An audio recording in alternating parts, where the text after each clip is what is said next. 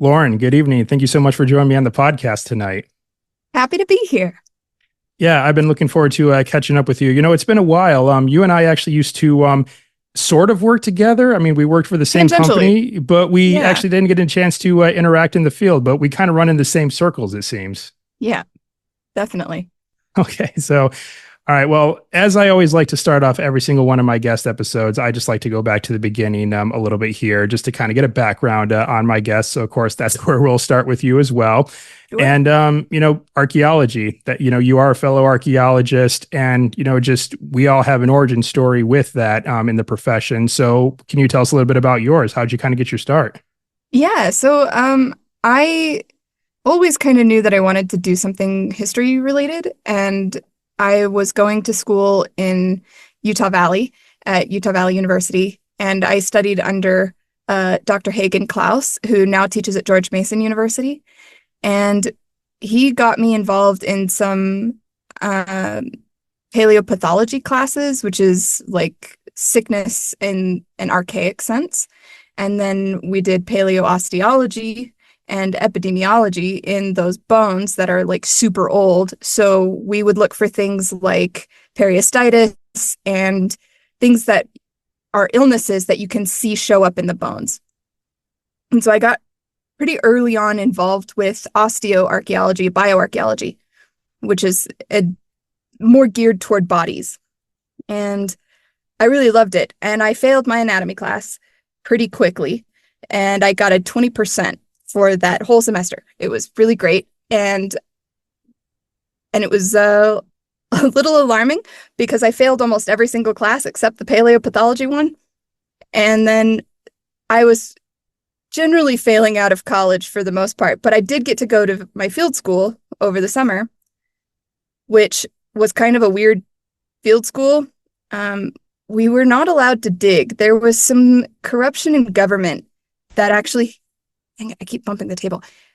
There was some corruption in the government that actually had some implications on the work. And so we weren't allowed to dig that season, because if we did, there would be like fines and money, and it would have to have some bribery that changed hands. And I can't remember the whole story about it, but he was fired by the guy that was in the Ministry of Interior that made those rules was fired by the end of our field season. But it was still a field season that we spent entirely in the lab. And so they had pulled bodies out from the Lambayeque Valley Biohistory Project, which is where I did my field school with Dr. Hagen Klaus, who is a subject matter expert on the Andean Moche people and the northwest Peruvian Andean coast. And so he is still teaching all of this. He's published a few books on it, and ritual sacrifice in the ancient Andes is one of them. And so we were doing all of the lab work from the previous field season, which was 2012, and I went in 2013. And so the previous field season had pulled up a bunch of bodies from what they called the Matrix 101, which is after a series of El Nino and La Nina events, which are weather phenomenon that can cause drought and flooding just back and forth, back and forth. Right. They were like, hey, gods, can we please have some rain? And the gods were like, oh boy, can you? Here's all of it. And then they were like, wait, no, that's too much rain. Here's more blood. Please stop. And then it stopped altogether, and a drought occurred. And what this did to the soil was create an almost cement-like texture. So when we were cleaning the bones, we were using like bamboo skewers and like wire brushes, and it was so stuck. And in some cases, it was actually the glue that held the bones together. And it was so difficult to get that dirt off of the bone. But I had the absolute time of my life down there. Like, I knew that's what I was supposed to do. And I was holding an entire cranium in my hands and looking this dead guy in the eyes. And he died from a dental abscess. He just had a hole in his jaw. And it was huge. It was like the size of a quarter. Wow. And sorry, guy. Like, I wish you had a dentist. But that was it. And I was hooked. But because I was failing out of everything, I was like, okay, well, this isn't good. And so I joined the army. And I like to say sometimes the circus, but the same thing. And so Yeah, they paid, but some crossover there for sure. yeah, there's some acrobatics. And so I joined the army and I had this warrant officer who wanted us to get dive certified so he would have somebody to dive with when we all deployed to Korea. And so me and two other people, shout out to Cantrell and Festa, who got dive certified with me and Chief Johnson. And we all went with Scuba Steve and got certified with our tax returns. And I was like, well, I'm going to have to do this for the rest of my life now. And so somehow that got crossed into nautical archaeology because I was like, oh, I can dive and do archaeology? What about that? And everyone teased me for wanting to do underwater basket weaving, which is admittedly not entirely different. However, I ended up doing my degree in anthropology with a minor in art history at UVU when I got out of the army. I came back. I still live in Utah, and I went to work for Search in 2023. Yeah, 2023. And then, the travel was really intense. There were some issues with certain contracts that they ran into, and I wasn't able to be in the position that they had initially created for me, which never eventually got created. And I had to step away because the travel was just too much. And I have a life here. And so I can't just, 10 days on and 4 days off is a really long and really difficult travel schedule. And it's really difficult to maintain relationships. It's really difficult to maintain pets. It's really difficult to maintain kids. It's really difficult to maintain. It was a mess. And so I stepped away and I'm back at I'm doing a day job right now with corporate security using my army background. And then I podcast in the evenings and I'm sledgehammering my way back into this industry. Right on. Lots to unpack about your story that you just shared. I want to kind of focus in on this Andean adventure that you had, and that sounds like it was really the thing that really lit this spark for the most part, for sure. So just now, I'm the type of archaeologist who's kind of squeamish when it comes to bones. Not necessarily so much that I'm grossed out by them. It's just obviously I'm always just making sure that I handle them with like the utmost respect. And I obviously just feel like if I get my hands on them, I'm just afraid I'm going to screw it up in somehow way, shape or form too. But now with you basically having to like file out clay with these bones too, it's just, were you nervous at all about like handling human remains during that time? A little bit going into it because I'd never handled human remains before.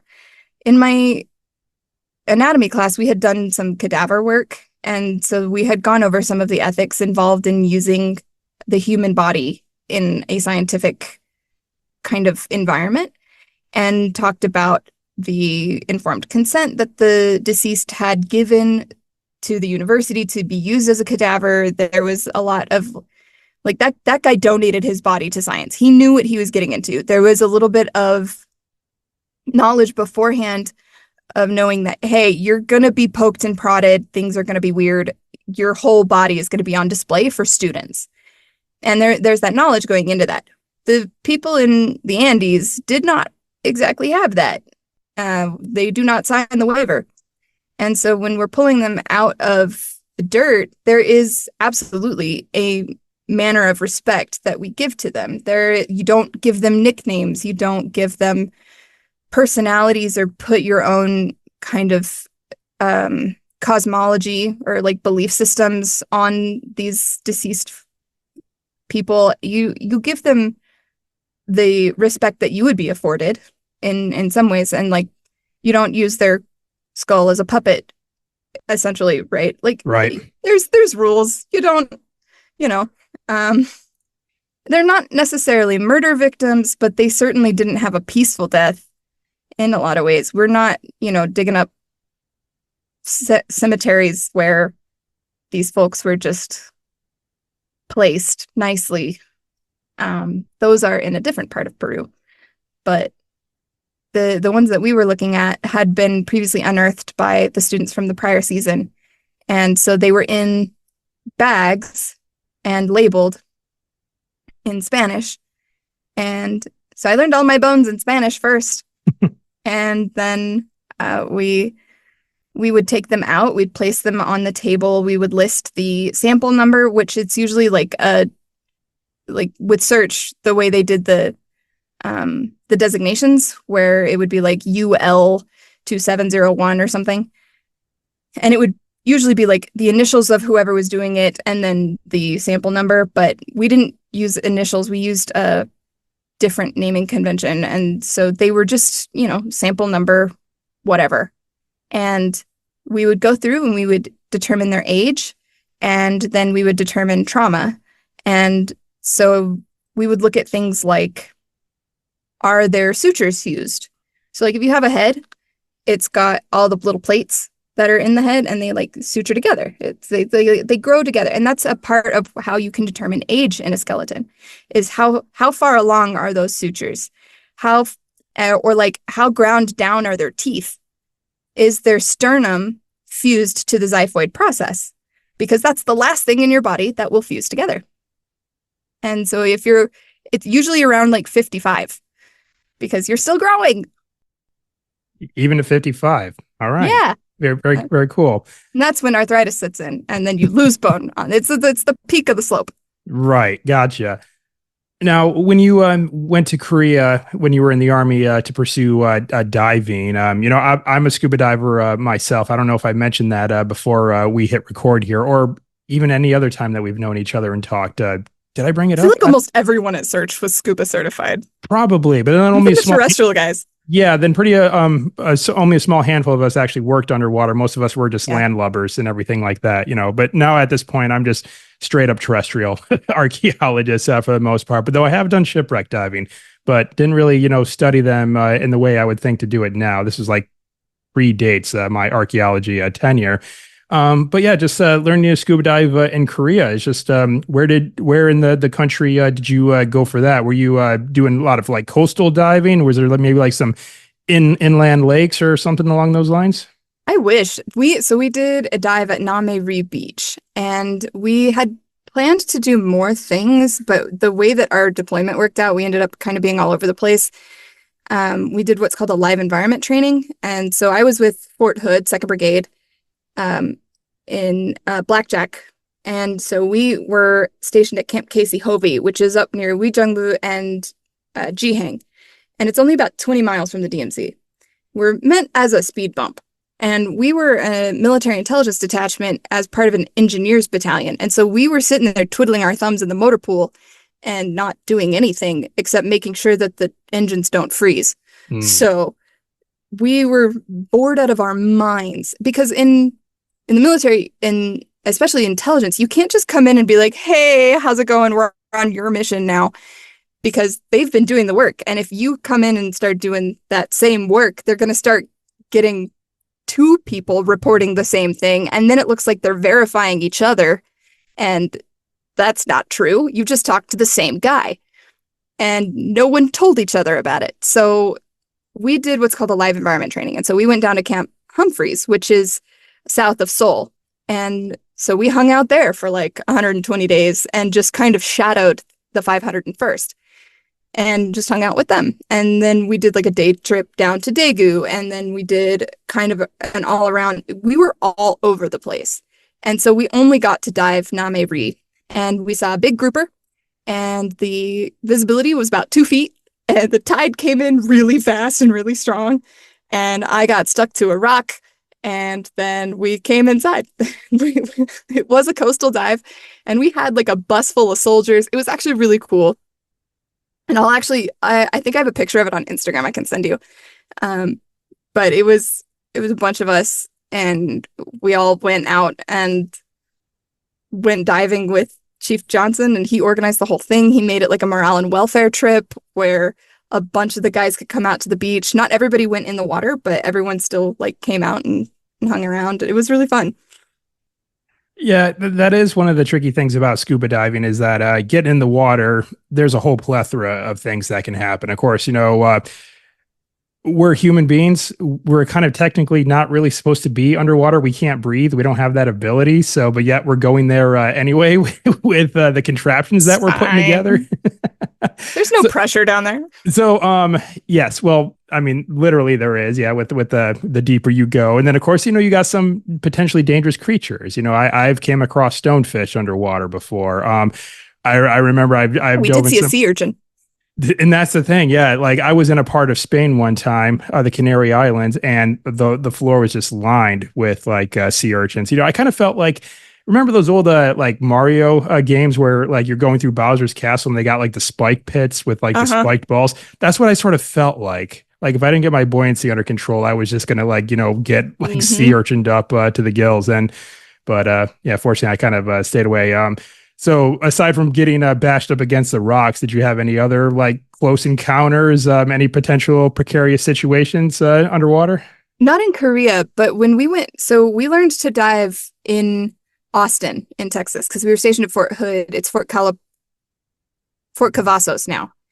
And so while we were there, Lake Stillhouse or Stillhouse Lake, however you want to say it, it was just around the corner. And Stillhouse Lake has a dam, and it's a old flooded city. There's what's called the gnome boat, and it is exactly what it sounds like. It's a boat, and it's got a bunch of gnomes on it.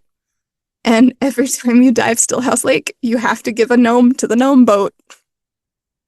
You know, I is this boat like haunted by chance? Because this sounds a lot like the Island of the Dolls outside of Right. Mexico City. Because it's like, yeah, if you don't like leave a gnome, is that like supposed to be like a bad omen or something It's like bad that? luck. Okay, all Yeah, right, I was part of the Dirty Dozen dive team, and it's essentially just a group of divers that go out to clean up trash. gotcha. While leaving a gnome in the process, I guess. Yes, you have to leave a gnome for the gnome boat. Okay, what was the name of this lake again that the gnome boat was in? Stillhouse. Stillhouse Stillhouse Lake. Lake. Mhm. Okay, all right. I'll have to like look into it because I'm actually in San Antonio, so I shouldn't Nice. be too far from it. I'm actually like kind of intrigued now, but Yeah, I think it's like 3 hours from San Antonio. okay, all I was right. 3 hours from San Antonio, 3 hours from Houston, and I was only about an hour out from Austin. So have you throughout your tenure so far, either as a diver and of course as an archaeologist too? It's just that is something that I think kind of appeals to like a lot of people, like the like kind of like the lore behind like certain things out on the water. We talk about like Hmm. ghost ships and Yes. monsters and like all this like stuff because obviously the oceans are so vast. I mean, like just for context here, if you look at the Pacific Ocean, we can fit like every single continent on the surface and we'll still have room to spare. That's how massive this thing is, not to mention how deep it goes along too. Goodness.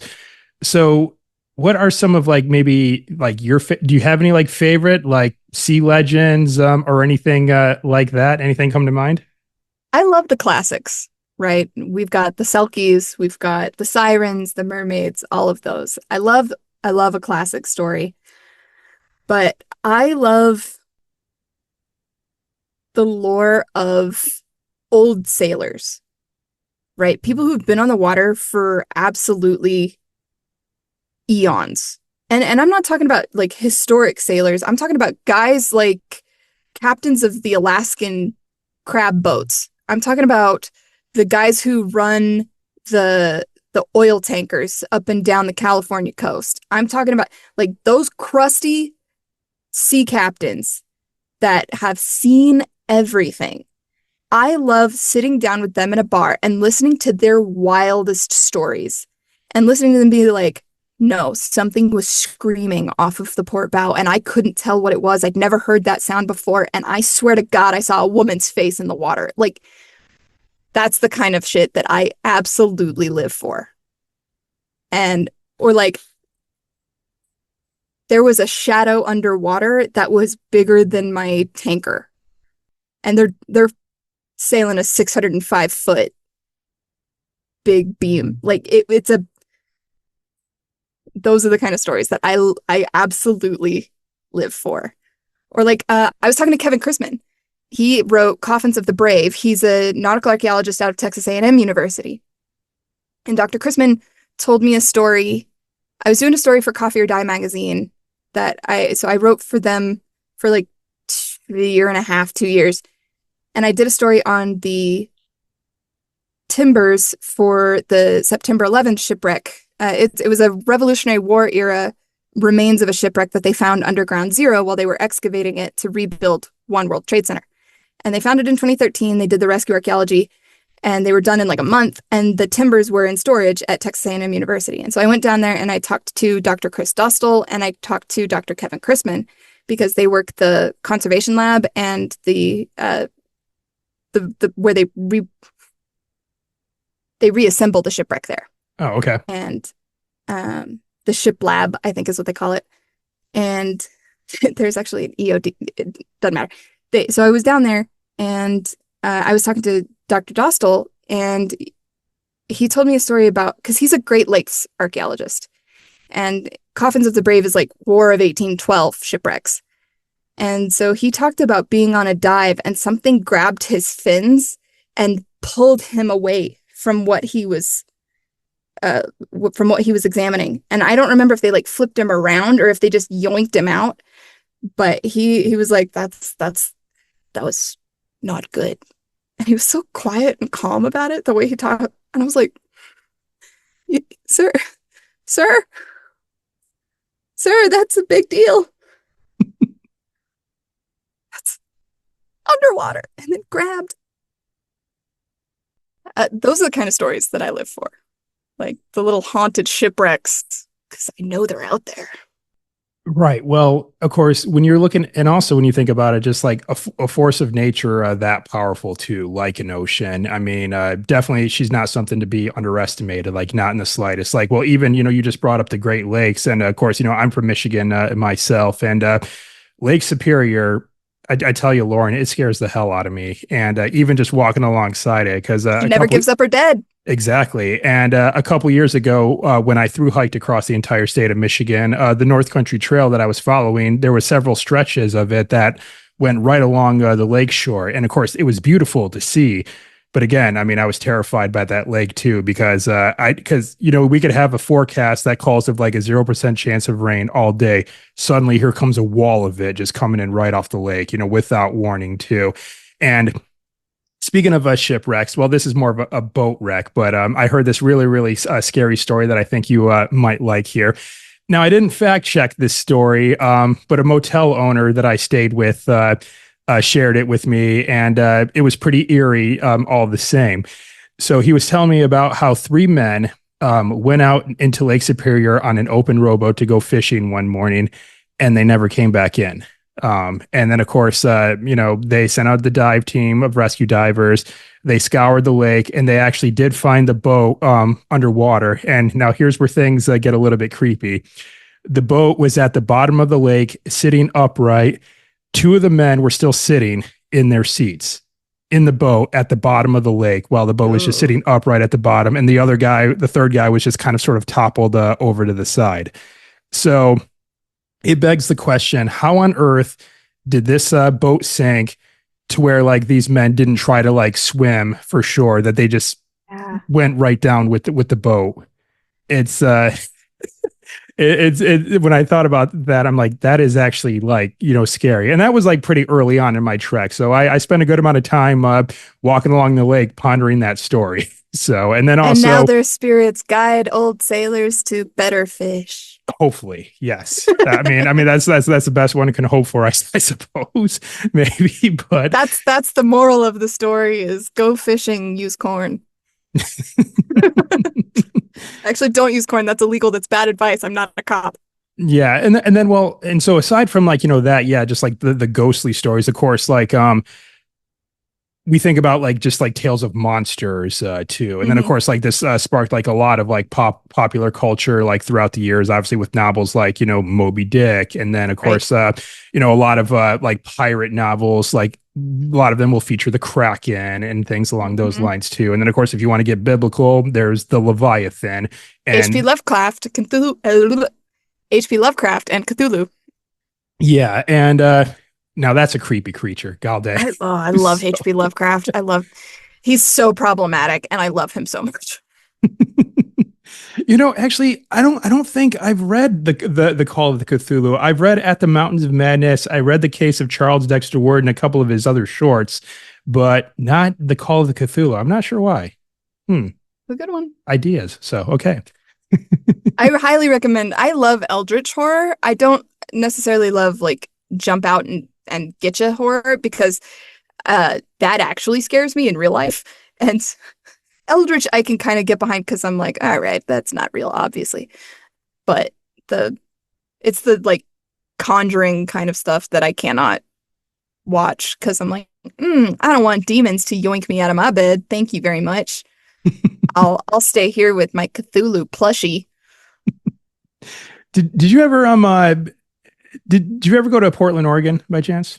No, I've actually never been to Oregon. You know, they actually have a Lovecraft bar there. Like, Oh, interesting. yeah, and of course, like, you know, I went to it when I was there because I kind of wanted to like see this, and it's a bar and like a live music venue at the same time. So they got like Oh, cool. a big like floor, and then they got like the big stage, and then right above the stage there's a giant statue of Cthulhu's head, like overlooking the whole place. So little side note there, just Don't look kind in of his cool. eyes. Don't look in his eyes. Yes, of course.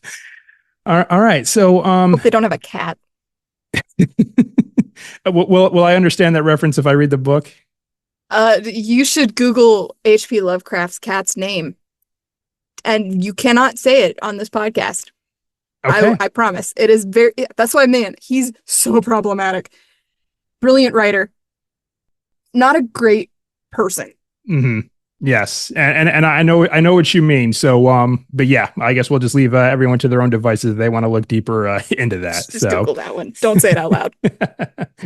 all righty. So, now in archaeology, and I think now I'm going to ask you a pretty common question that a lot of archaeologists get asked, especially like, you know, by those who may learn that we're an archaeologist and they, you know, get excited to learn a little bit more about what we do. So these are some pretty cliche questions, I but, you love know, that. but for the sake of our audience, you know, I think a lot of people are always curious, you know, when they, you know, want to hear stories from an archaeologist is, you know, what are some of your favorite finds? I mean, of course, you know, you've mentioned human remains in the Andes when you were in Peru, but have there been any other, you know, really cool artifacts that you just kind of remember throughout your time? I mean, everyone always remembers their first, right? Hmm. That's the one that you always go back to. Mine was a set of iron nails. And it was just a historic refuse pile. And so it's just a giant trash heap. Where In at? this was Louisiana. Okay. And it was with search. I would say that's the first time I've been part of things that were digging and not lab work. Because so after Peru, I joined the army. I took 10 years to get my degree. And so I didn't actually jump into archaeological work until 2023 when I started working for search. And unless you count my field school, which I try to, but it feels, I don't know, the imposter syndrome is really, really strong because I wasn't fully realized as an archaeologist when I did my field school. And then additionally, 2023 was when I first started doing it, and I hadn't been a part of that world for 10 years. And so the iron nails were a big deal, and those hold a special place. We had to rebury them because it was a no collection project, and it was just phase one, and which means we don't. It's not like a set area. It's just kind of like an infrastructure project. You dig along a set route, and you say, "Hey, I found stuff," or you say, "No, I didn't find stuff. Here's some soil colors," and then you move on. But I mean, those iron nails were really cool, and we did a whole delineation where you dig like 5 meters in every cardinal direction, and we didn't find anything else. And but I mean, like, I absolutely loved working for Search. I had an absolute blast with that company. The toll it took on my personal life was too much, and so I had to balance out. But if I could do that for the rest of my life, absolutely. You know, I'd like to be at a desk for most of it and then out in the field maybe for the summer. But yeah, the iron nails are really cool. Although we did find some lithic debitage in the woods in Louisiana, as well as we found some stuff in there was an agricultural field in Greenwood, Louisiana. No, excuse me, Greenwood, Mississippi. I And I think had you're right. Yeah, I think Greenwood, Mississippi. yeah, That sounds I familiar. think it's Mississippi. It's not Missouri. My parents live in Missouri. I feel like I would know if it's in Missouri, but it's in it's in Greenwood, Mississippi. And I remember because there was a bunch of signs for places like Itabena and Tishomingo, which is from Oh Brother, Where Art Thou? And I made the entire crew watch that movie in the lobby of the hotel. And Cody was so mad at me. He was like, I don't want to watch this. Let's watch The Conjuring. And I was like, okay. Um, but we found there was just some agricultural fields that we were finding arrowheads all over the place, or PPKs, PowerPoint, projectile point knives, PowerPoint. And so we were finding PPKs, and I found like a biface and two PPK like arrowhead looking things. And those were really cool because they were just scattered everywhere. Like we did a pedestrian survey where you just like walk in the line, you hold hands across the world and march forward, and you're just finding them everywhere. And so I thought that was really cool. I had a friend actually who lived in Greenwood, and so I got lunch with him because he's my roommate's ex-boyfriend. It was super weird, and I was like, this is great. Shout out to Bay Bennett. He's a super cool dude. But I was in South Dakota, and we found a PPK. It might have been a thumb scraper, like something. It was really small, and you could see through it. It was made of chalcedony, and it was blue and translucent, and it really just caught the light in the best way. And that one was really cool. I can actually send you a photo of that for your Instagram if you want. Please. That one I think was one of my favorite finds for sure. So the first is the iron nails, and I'm sure someone has a dissertation out there somewhere about are they square head or round head? I don't know, but they were so rusted you couldn't tell. It didn't matter. Yeah, hand wrought, Yeah, machine wrought, but whatever. I don't know. Looked like it came off a carriage. Who knows? And then probably that chalcedony PPK. That was really cool. Very cool. Really pretty. Yeah, that's actually a really good point, what you brought up about archaeology as a profession, especially in the early stages, when someone's just kind of starting out. It is a lot of that long-term like travel, lots of time away. And, sometimes, things don't always go very smoothly, and it can be very, very stressful. Clients demand a lot, and then long hours, and, you're working in the summer and it's muggy, and I'm not really selling the profession very well. I measured thorns in Louisiana that were 5 centimeters long on vines that would just reach out and grab you. Yeah, exactly. It's like the forest, like down there, like they were sentient, they were alive. It was like the Evil Dead forest is kind of what I joke about down there. Grab you. Yeah, and then it takes a while, to like get to a certain point. Like I've been in the profession about 6 years now, and I'm finally actually to a point where I'm working a job that feels more like a 9 to 5, where I go out into the field each day and I come home to my own bed every single night. But yeah, but it was still 6 years of the schedule that you described. And, your personal life does take a little bit of a hit. So I guess what I'm getting at here is that you have to want it. You have to really want it. And sometimes I would say, finally getting a positive shovel test. It is kind of one of those things that sort of kind of keeps that fire burning as it starts to dim out. So, yeah. It changes everything. And then all of a sudden it lights that fire back up of the excitement that you get when you're a kid. And we were in Oklahoma. We were doing the private property testing, which was like the last little bits of the project where like people just weren't home for us to go and dig on their lawn. And we had this kid come out, and I think he thought we were paleontologists because he was wearing a Jurassic Park shirt. And we were like, oh no, we're about to ruin this kid's day. And Sam Mooney, bless his heart, he absolutely gave that kid his card and was like, you can call me whenever you need, like, you and your dad, if you have any questions, like, and that Poor kid. He thought we were digging up dinosaurs, and we Mm, were not.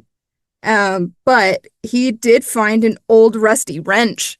And I think that that's enough of a, like, oh my gosh, there's stuff in the dirt kind of an event that I think that he got still really excited. And it may not have been a dinosaur bone, but it was still something. And we yeah. didn't even plant that. Yes, definitely something we do want people to be aware of too is that archaeologists do not dig up dinosaurs. I know we get asked that all the time, and we have to explain it a lot. That that's a very fascinating scientific field called paleontology, but not archaeology. Yeah, we deal with human remains of the past. So and there's also that saying that if we do find dinosaurs while we're working, we dug way too deep. Like we did not follow the guidelines and our parameters at all. All right. So The what I want to, geologists will be upset. yes, definitely. All right. So what I want to ask you about next is archaeology in the realms of pop culture, because, I think there's some archaeologists out there, myself included to a degree, where there is like certain like pop culture references that do kind of, influence, the profession a little bit, or also like, the public's perception on archaeologists as well, too. We think about films like Indiana Jones and Oh, sure. video game franchises like Tomb Raider and Uncharted. Uncharted. I love them. Yeah, oh yeah, I love Uncharted. It's my favorite franchise. But anyway, so what are your thoughts overall on like archaeology in the realms of pop culture? The most accurate archaeology movie ever made is Holes Yeah, with Shia LaBeouf. I'm tired of digging these holes, Grandpa. Well, that's too damn bad. That's quoted to me on every field adventure. And it is accurate because they find one lipstick tube and they excavate a small city. yeah. That's archaeology for you. That's how it works. You find one little thing and you're just like, all right, that's it, everyone. Shovels down. We're about to map out this whole site. I didn't even think about that. Yeah, that's actually, yeah, looking back on that movie, which has been so long since I've seen Builds that character. movie. But yes, that's exactly how it is. You find in this case the lipstick hole was the positive shovel Mm-hmm. test. Well, actually, didn't it get mixed up though? Didn't they like throw the lipstick Yeah. in a different hole and then it? Oh yeah, it was totally not good. Okay, so some poor data collection right there. Yeah. But also my whole sixth grade graduation was holes themed. We read the book in class and then we went and saw the movie and then we did a entire choreographed dance Oh, to the song, dig it, to the song. It was so bad. It was so embarrassing. I blocked out that memory entirely and I think I actually found the camcorder video that my parents had and I destroyed it. It was Oh man, so we're not going to be able to put that in the no. show notes. Nope. That evidence is gone. Unless you find somebody from my sixth grade class who wants to share that with you. And I am not sharing names because I don't snitch. That movie was a big deal growing up. And so I don't know what influence it played on everyone else's life, but the movie Holes was a very weird influence in my life. And maybe that's what drove me toward archaeology. I don't know. I live in Utah, so the landscape is actually not all too different. That's true. Yeah. Well, so okay, that's definitely a first for all the archaeologists that I've asked this question to. No one has like brought up the film Holes at all. I mean, honestly, actually, someone did bring that film up one time when I was out in the field in my current role right now last month. Because I guess they said someone on the crew hasn't seen it before, and I'm like, how can you not have seen it? So You can't be an archaeologist and not watch Holes. so yeah, okay, but So like, but in Indiana Jones, I guess that's kind of like sort of like the quintessential pop Hmm. culture archaeologist reference, right? You know, because Oh, like totally. that's what I get a lot when I tell people I'm an archaeologist. Like, oh, you're like Indiana Jones. Do you got a whip? You know, do you got a fedora and all that stuff? I'm like, no. I feel like I should probably just get a whip just because, so I can say yes to that question. I used to have one because I did a Catwoman Halloween costume, and then I think I left it with a roommate, and now she has it. Oh, well, So well, of course, I then had one at again. one point. But yeah, and then so there's not really a whole lot of overlap with Indiana Jones in real life. I Mm-mm. mean, obviously, we're not trying to find one big singular artifact every time we go out into the field, and Right. you know, because there's obviously that romanticization that comes with that, like finding the Holy Grail or the Ark of the Covenant. Hmm. And what were they trying to find in the Temple of Doom? I can't remember the stones. The Yeah, stones, yep. yeah. But no, it's just we are digging forever and just hoping, yeah, maybe hoping we do find one thing at least. Oh, fingers crossed. Yeah, but we're not looking for anything in particular, though. And well, and actually what's funny is most archaeologists when I was in the field were like, "Oh, I hope I don't find anything in this hole," because what it means is paperwork. And it means that now you have to delineate and dig six more holes and or eight depending on how you delineate. But like you find something in that hole, now you have to dig 5 meters in each cardinal direction. And also, if you find stuff there, you have to keep digging. You have to just keep going until you stop finding stuff. That could be miles if you've now stumbled on a city. Yeah, and then also, like we said, we're typically in places where the heat index is already up to about 104 with Oh, yeah. 90% humidity at this point, and then now suddenly you gotta like try to punch in data into your phones. Well, the sweat, you can't even like touch your phone anymore. Like your hands Nope, are like because wet it's with either covered sweat in mud. and it doesn't like register that you're touching your phone Uh-huh. anymore. Or if you are using actual paperwork, then you're dripping sweat all over and then your hands are sweaty and now you're ripping the paper up because the paper's wet. It's a mess. And Covered so in mud and rain. And then you get people who are like, I'll sponsor you. I work at REI and I'm right in the rain. And then you just gotta kind of, oh man, there's no winning because you're just in the dirt all the time.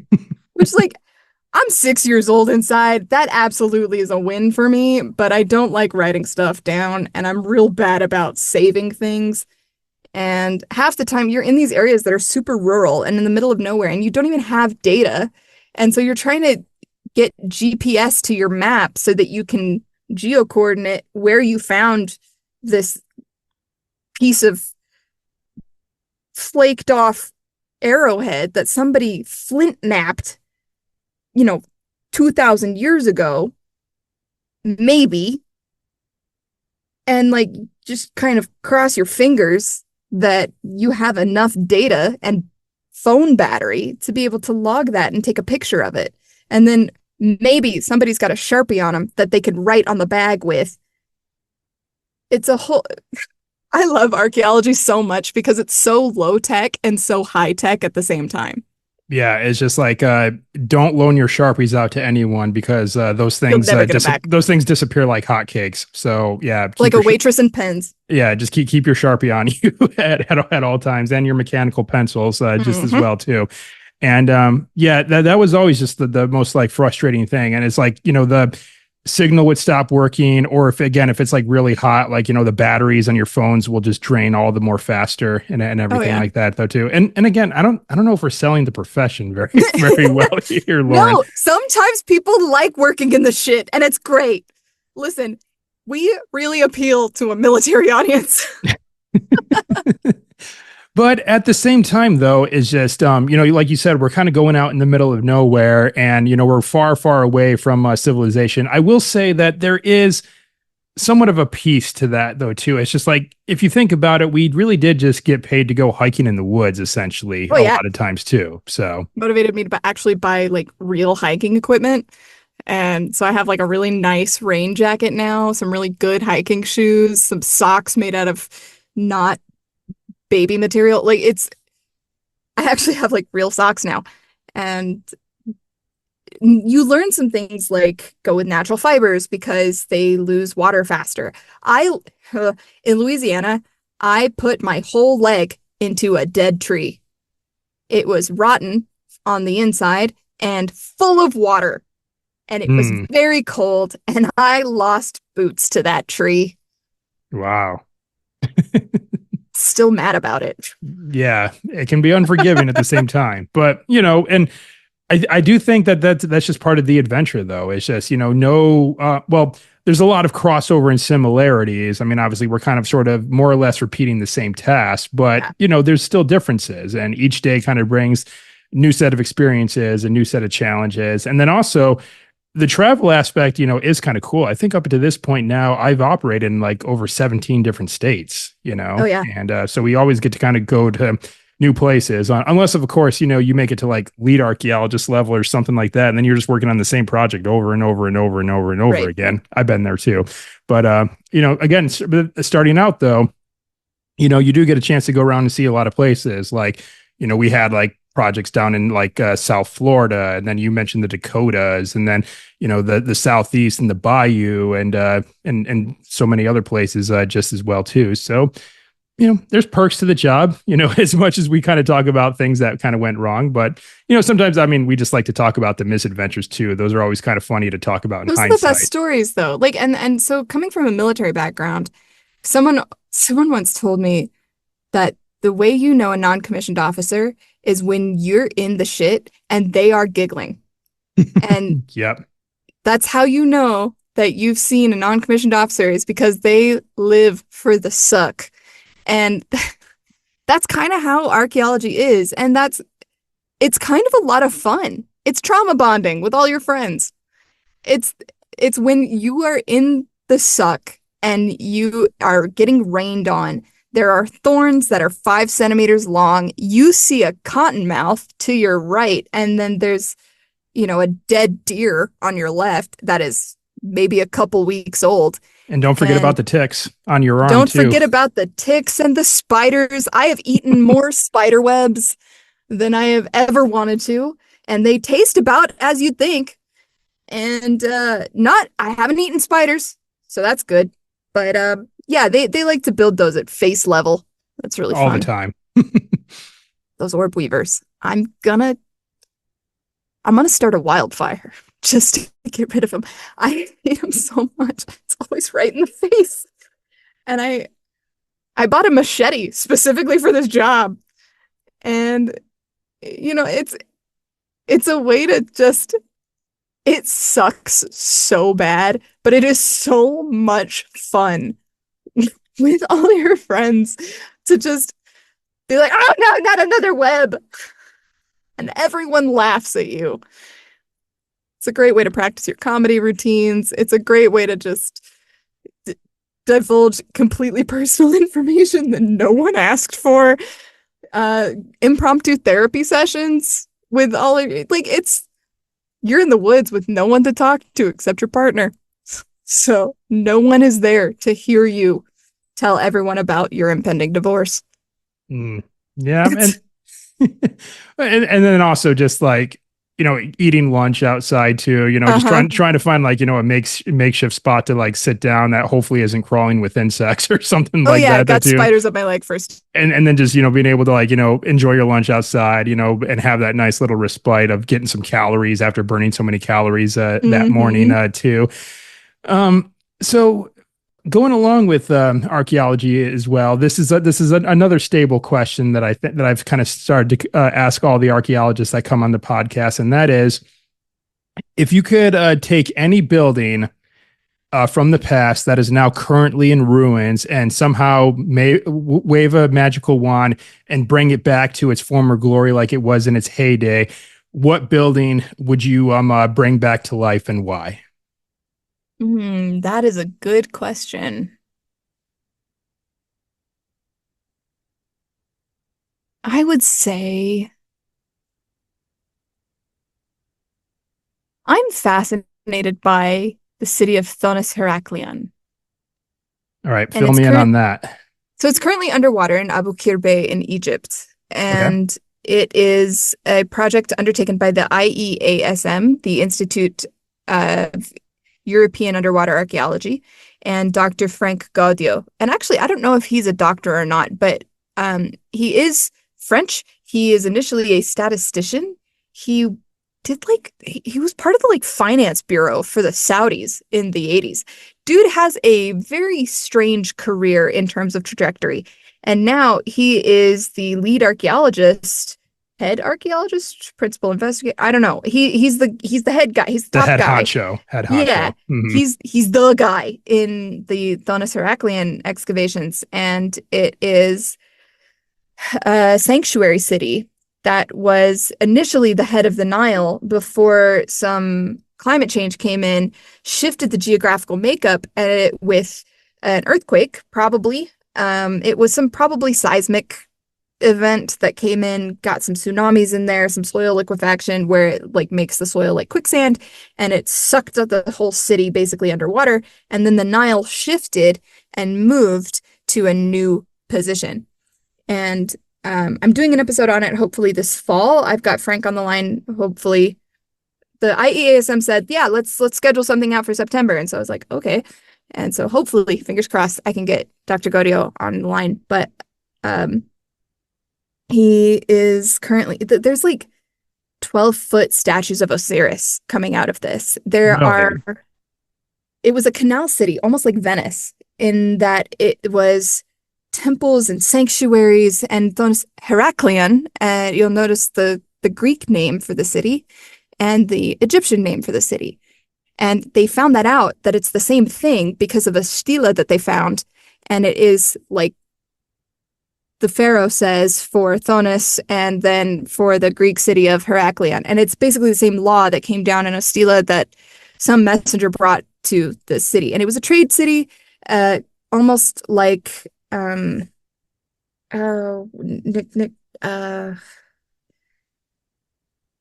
have to look it up. But it was a trade city like the one that's a little further down the Nile.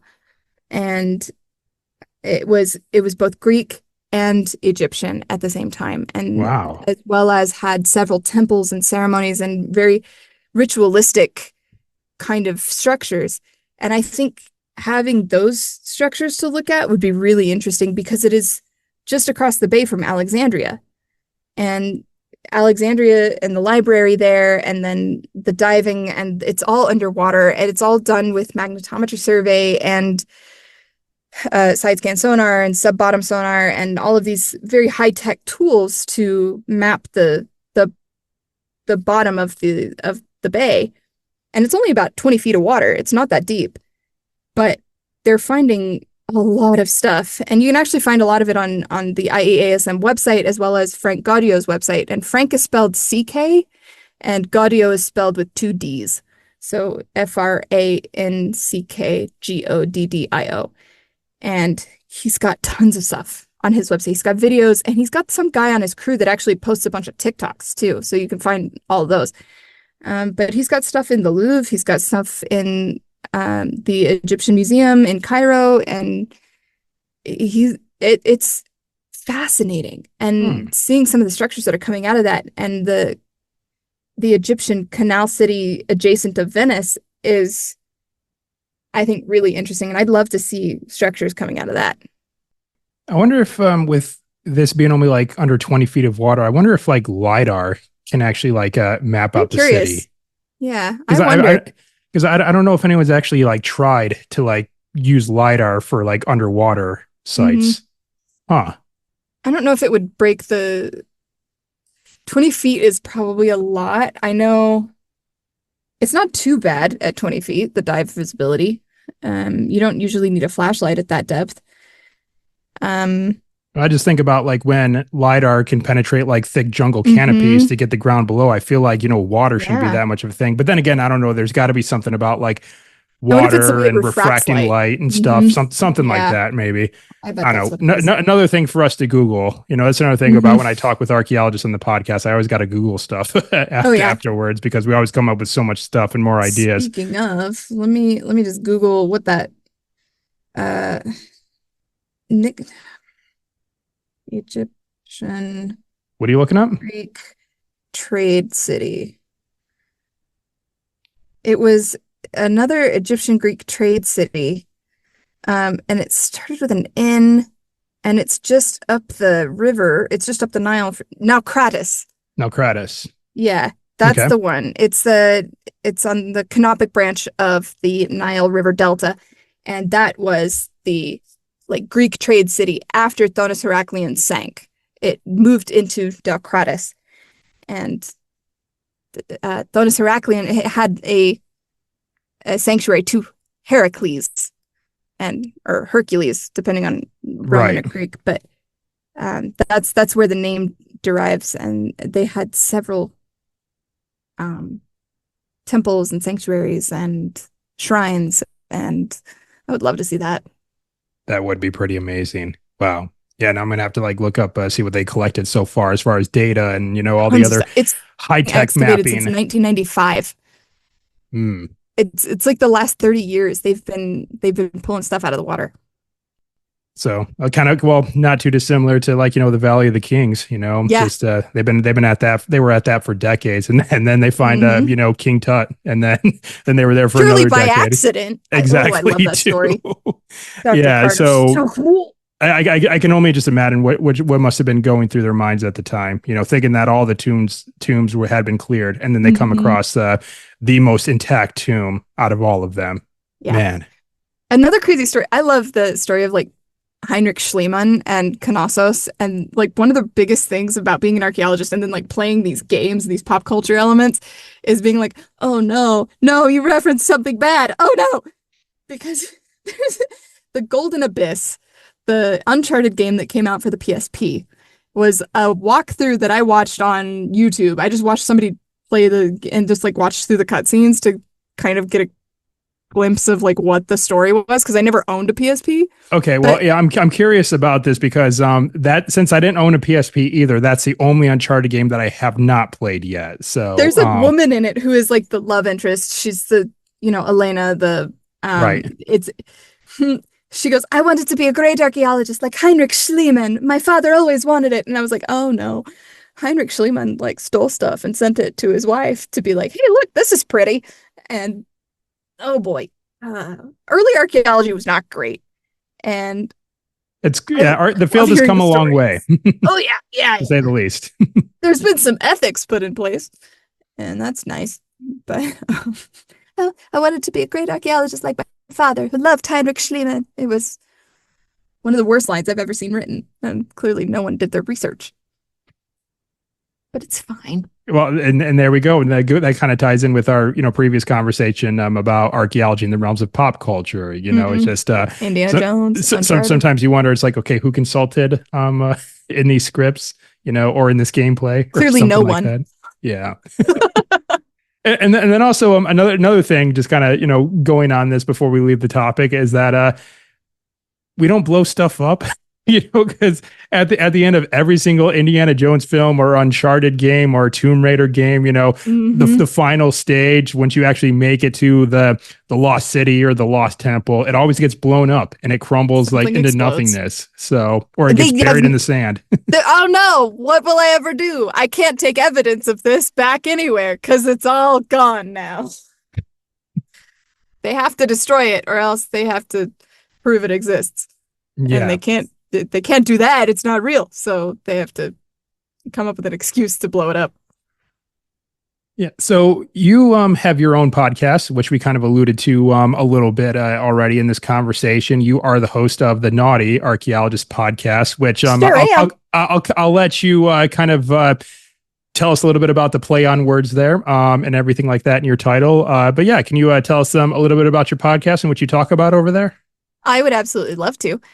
We are the Nauti Archaeologist podcast. I say we because it's just me, and it's the royal we. But I have been collaborating with Jim Delgado, who is a nautical archaeologist of over 40 years. He's a National Geographic explorer. He's the senior advisor to Drain the Oceans One of the on best National in the Geographic. world, frankly.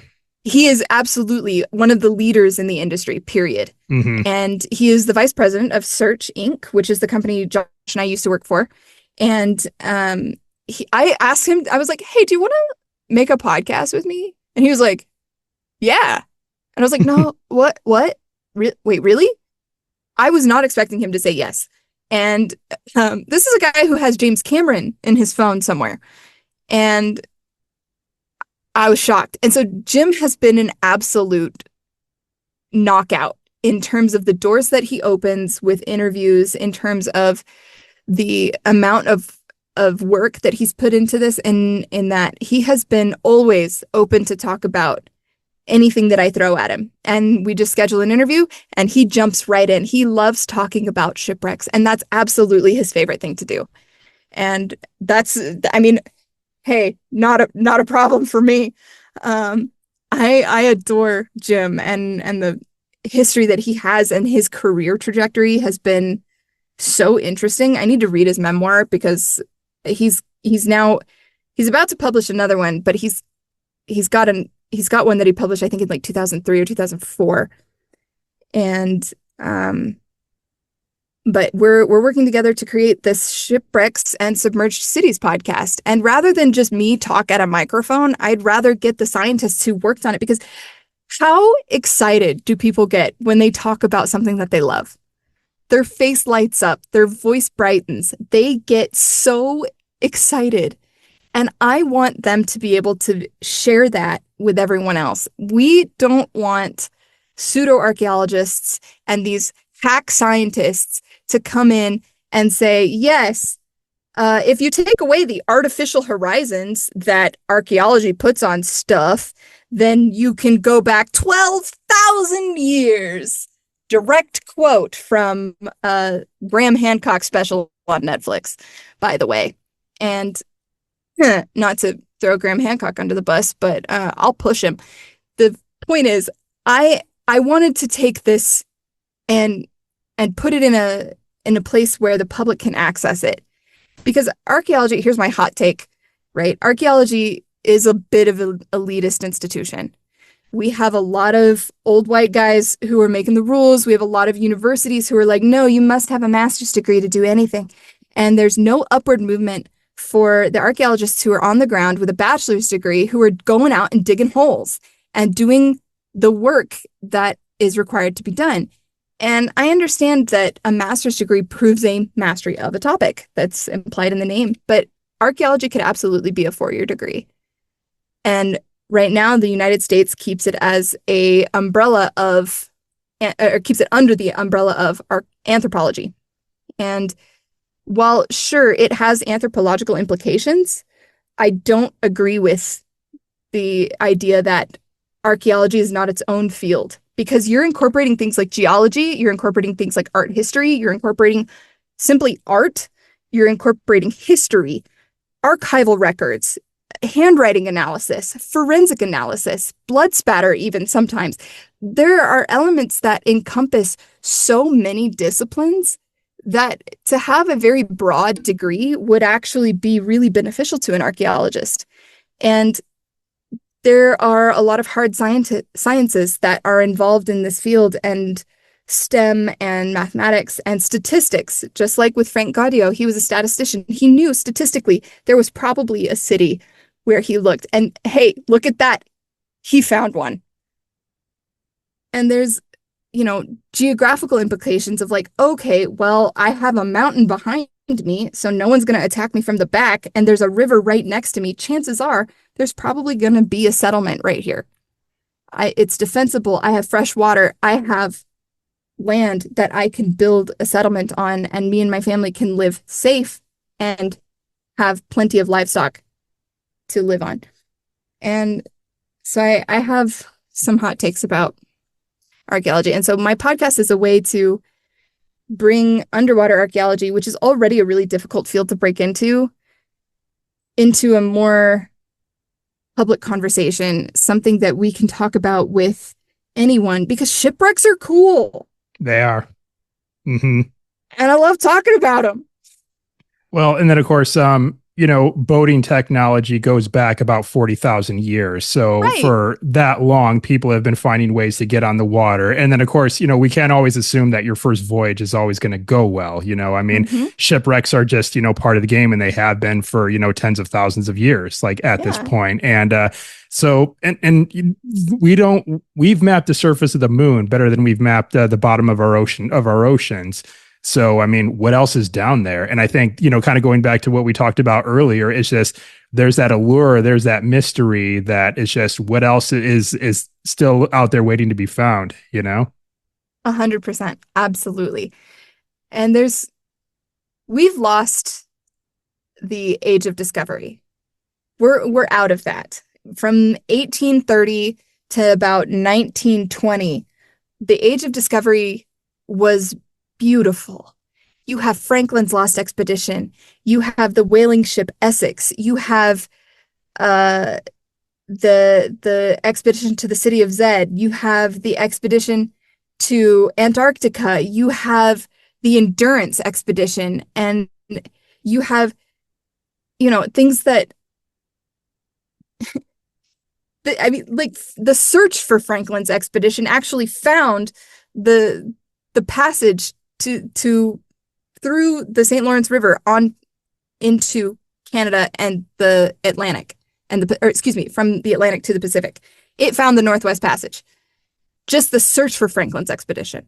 Franklin's expedition met with tragedy, obviously, for those who don't know, but the age of exploration is pretty much over.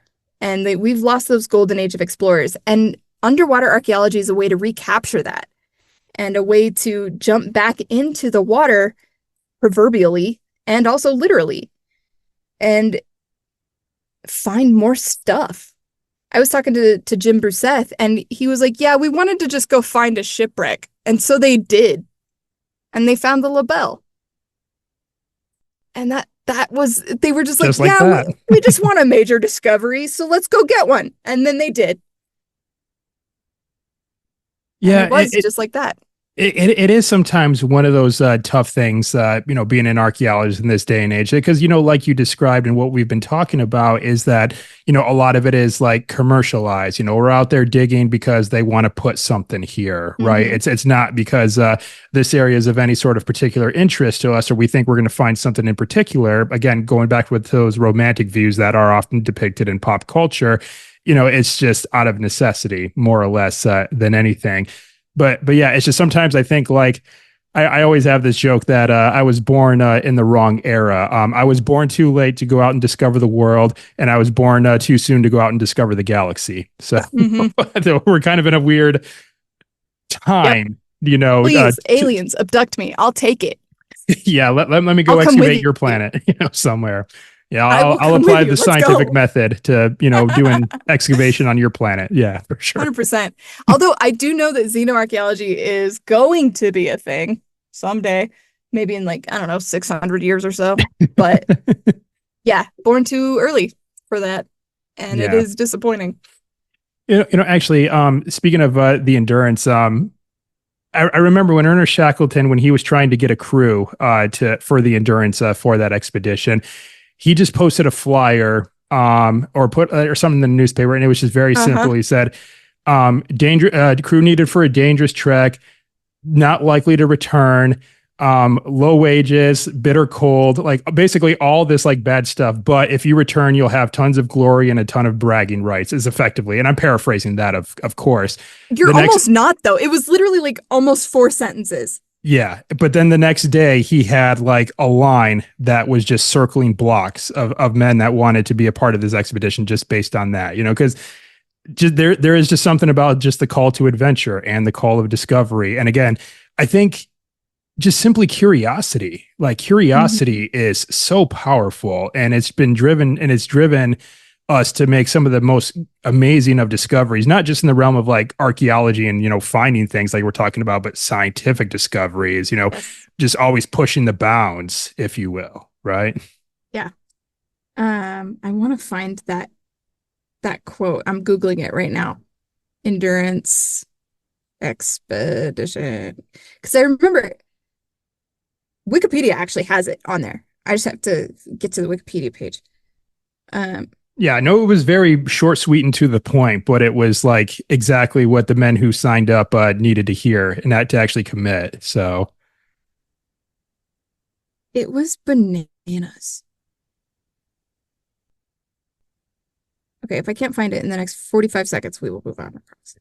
well, then, of course, I mean, there's books written about this, just the book Endurance is the simply title. If anyone wants to go learn a little bit more about the expedition, it is insane. It is absolutely crazy. That whole story. I found it. Okay, go Men for it. wanted, men wanted for hazardous journey, small wages, bitter cold, long months of complete darkness, constant danger, safe return doubtful, honor and recognition in case of success. There you go. Ernest Shackleton, 4 Burlington Street. That's it. It's like 4 sentences and maybe 60 words.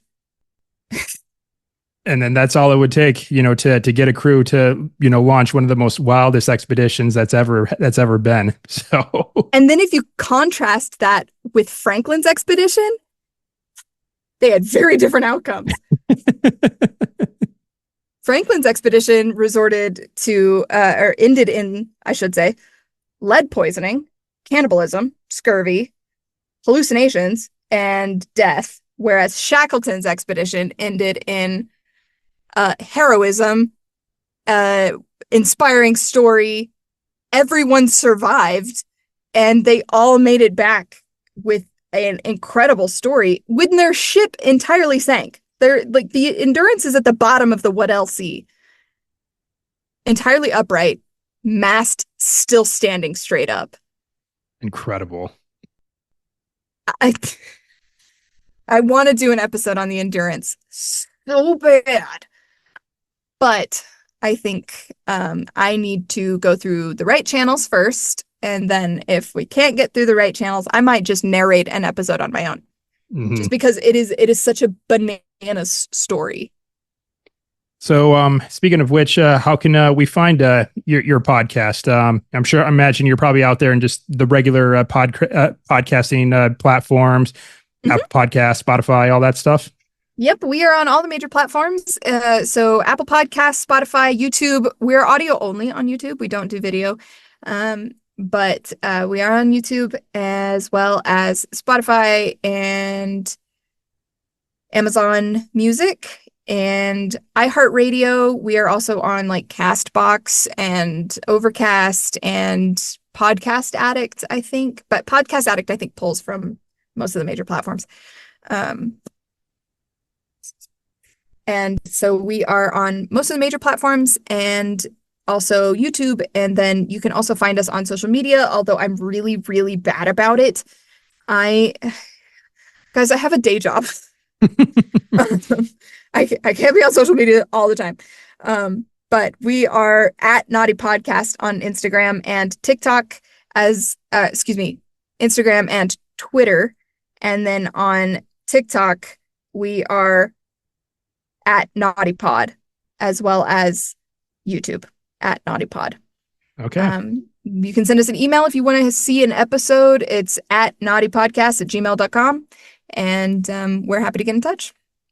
All right. And I'll be adding links in the show notes for this episode. Or if we have viewers who are watching us speak on YouTube, it'll be down in the description below. They can go click away and find everything. And I will say, your production for your episodes is really good. I could just tell by, hearing what you share that you put a lot of work into researching this. And obviously, that your passion really kind of shows with just like how much you know about these different wrecks that you talk about, and then of course the various experts that you bring on as well too. And of course, with Dr. Delgado, of course, as he's kind of like what you sort of described like earlier when you were talking about like these old sea captains who have been like out on the water for decades and have just seen so much and have just a plethora of stories to tell. That's James Delgado. And when it comes to, maritime archaeology, I mean, he's seen so much. And so it's just the stories that man has.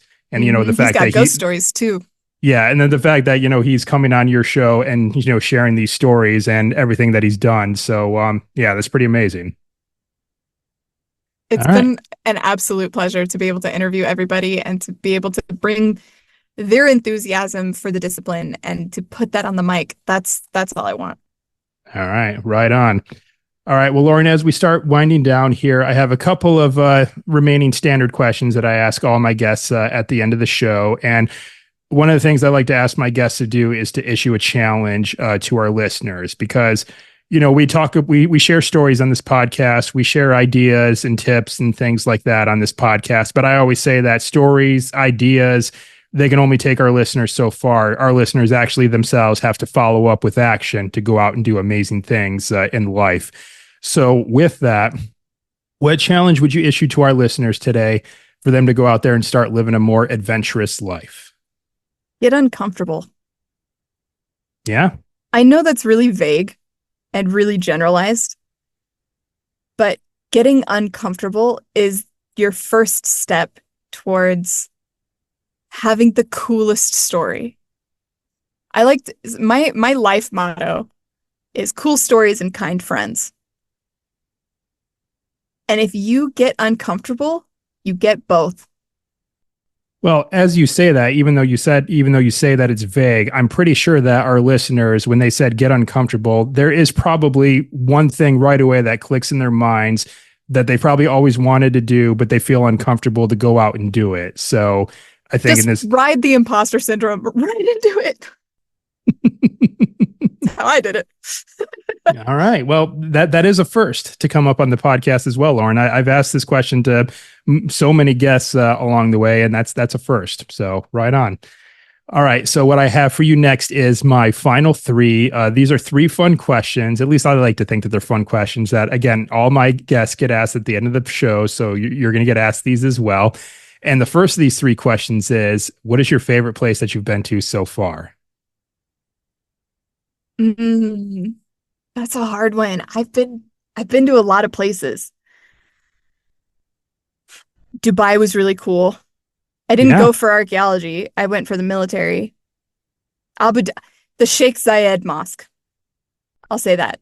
In Dubai or Abu Dhabi? Which one That is is it in in? Abu Dhabi, Okay. and it is the Sheikh Zayed. I think Zayed is spelled with one Y, and it is entirely made of marble and mother of pearl, and it has the world's largest Persian rug, and it is lined with Kufi script and has some of the most incredible chandeliers and blown glass sculptures. And it is one of the possibly most beautiful places I have ever had the privilege of seeing with my naked eyes.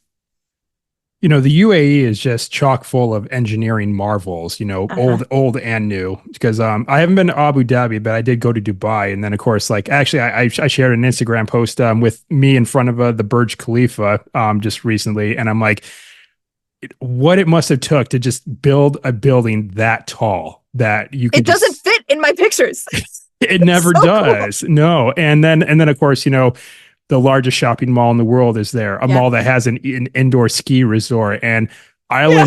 islands that were made from pumping sand from the ocean floor that have like They have homes more and money than God, and they are trying so hard to spend it. I don't know what they're going to come up with next, but I guess we'll see. I'm sure they're going to get they're not done building just yet, so we Right. shall see. But and also, Lauren, that's definitely a first to come up on the podcast. I don't think anyone's actually mentioned anything from like that part of the world at all, like the Middle East. Maybe at least I can't think of anything offhand. So I think that's we're one for one for original answers to these final three. So let's see. We'll move on to the next question. And question number two is, what is one thing on your bucket list that you have yet to do? I'd like to see an onsen in Japan. You haven't done one yet? Nope, I've never been to Japan. Okay. All right. All in due time. I thought maybe that might have been another army thing. Well, I don't. Nope, Does I went to Korea. I never went to a sauna or a hot spring in Korea.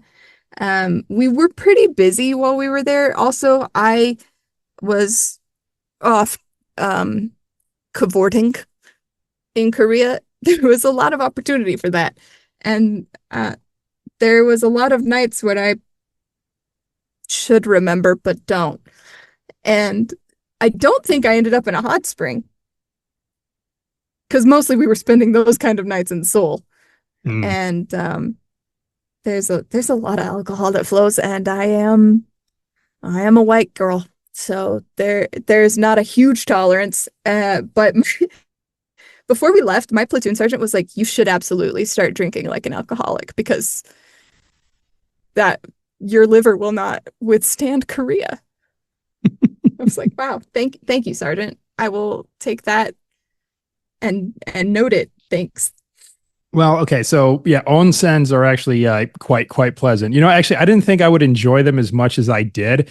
I mean, it was kind of like one of those things. I'm thinking, dang, we could use some of these stateside. These are actually quite pleasant. So anyway, if anyone doesn't know what we're talking about, onsens are bathhouses like in Japan, and they typically have like Fed by a hot spring. yeah, like hot plunges, cold plunges, a lot of them and everything too. You wash up and you shower like ahead of time. So that way, you're not tainting the water, and, they're just a nice relaxing place. So I hope you get to see one day. They're, like I said, good experiences. And that is definitely another first to come up on the podcast. No one certainly has not said onsens for this question. So there we are, Lauren. We are 2 for 2 for original answers to this final 3. But moving on to the third one, and this is a 2-parter question. What is your favorite animal, and have you seen this animal in the wild? Ooh. So ADHD means that I have very little object permanence. And my favorite animal vacillates pretty heavily. I go between things like giraffes and elephants to things like just the domestic cat. And so it floats around pretty intensely. I really love coyotes,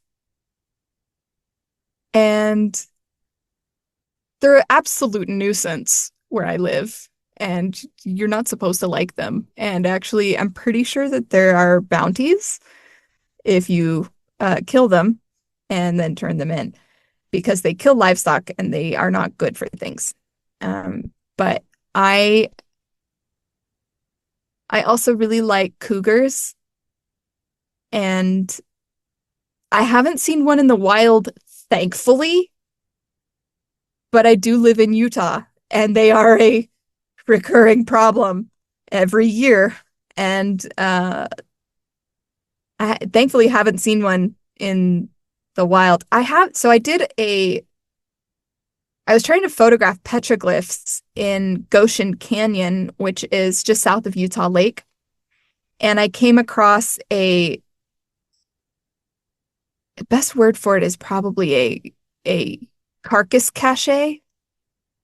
And I was like, I'm being watched at this moment. I should leave.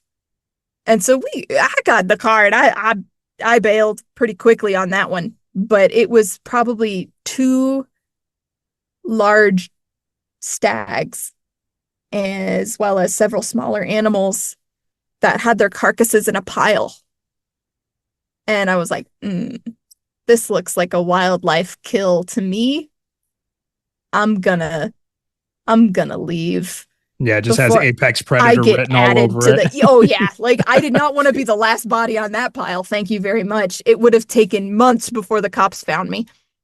And I'll send you a photo of a carcass that I found in Idaho. I went on a rafting trip in 2022 down the Middle Fork of the Salmon River, and we found an entire rib cage in a tree, and that was fascinating. But that's what cougars will do. They'll climb trees and they'll take their kill up the tree so that no other predators can get to it. And they'll just feast right there on the branches. And they're so cool. I probably couldn't fight one, but I haven't seen one in real life. But that's probably a good thing. And I will say that that's also a first to come up on the podcast. Same thing with coyotes, if I do recall. I don't think anyone's mentioned either one of those animals as a favorite before. So There we go, Lauren. We are 3 for 3 for original answers to these final Hey. three. So bravo. All right. Well, Yay. Lauren, that's it. That's all the questions that I have for you today. But before we wrap this up and call it a day, let's just recap one more time where our listeners and our viewers can go to connect with you and where they can find the Nauti Archaeologist podcast. Yeah, we are the Nauti Archaeologist, spelled Nauti, not like I am a naughty girl. I am a naughty nautical archaeologist. And because we talk about shipwrecks, it's a play on words, guys. Don't send us weird stuff. We are on Spotify, Apple Podcasts, Amazon Music, YouTube, iHeartRadio, Overcast, Podcast Addict, and Castbox. Yeah. We are at NautiPod on Twitter and Instagram, and at Nauti Podcast on TikTok and YouTube. Come find us, come follow us, send me an email. All right. And like I mentioned, all those will be linked down in the show notes of this episode. Or again, if we have viewers that are watching us talk on YouTube today, it'll be down in the description below. They can go click away and find everything. All right. Well, Lauren, I want to thank you very much for taking the time for joining me today. And again, I know you're busy right now with not only working the full-time job, but I know you're putting a lot of work into getting the podcast going. And it's hard doing a lot of the research and scheduling guest interviews and lining all that stuff up. I don't know how many people realize just how much goes on behind the scenes just to get Basically the final product that they either listen to or watch. It's a lot of work. So, but yeah, I just appreciate you and what you're doing. And yeah, thanks so much for being here today and sharing everything with myself and the listeners. It's been great. Yeah, happy to be. We have a really great podcast. You have a really great podcast. Cross marketing works great. We love this. Thanks for having me on. Absolutely. Right on.